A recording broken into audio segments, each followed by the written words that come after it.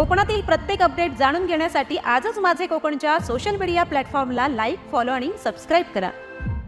रत्नागिरी जिल्ह्यातल्या खेड तालुक्यातील जामगे गावाचे ग्रामदैवत असलेल्या श्री कोटेश्वरी मानाई देवीचा उत्सव आज धार्मिक वातावरणात प्रारंभ झाला। उत्सवाच्या प्रारंभी विविध धार्मिक विधी पार पडले असून भाविकांनी मोठी गर्दी केली होती। यावेळी शिवसेना नेते रामदास कदम, जिल्हा परिषद सदस्य अरुण कदम यांच्यासह अनेक मान्यवर उपस्थित होते। उत्सवानिमित्त ग्रामस्थांच्या आरोग्याची काळजी घेत महाआरोग्य शिबिराचे देखील आयोजन करण्यात आले। 11 ते 13 मे दरम्यान चालणाऱ्या उत्सवात नवचंडी यज्ञ, सत्यनारायण महापूजा, महाप्रसाद आणि देवीची भव्य पालखी मिरवणूक हे प्रमुख आकर्षण ठरणार आहेत। याशिवाय महिलांसाठी खेळ पैठणीचा फोकलोक कार्यक्रम तसेच ऑल दी बेस्ट या मराठी नाटकाचे सादरीकरणही होणार आहे। उत्सवासाठी स्थानिक ग्रामस्थांसह मुंबई स्थित जामगे ग्रामविकास मंडळाचे पदाधिकारी आणि विविध क्षेत्रातील मान्यवर मोठ्या संख्येने उपस्थित राहणार आहेत।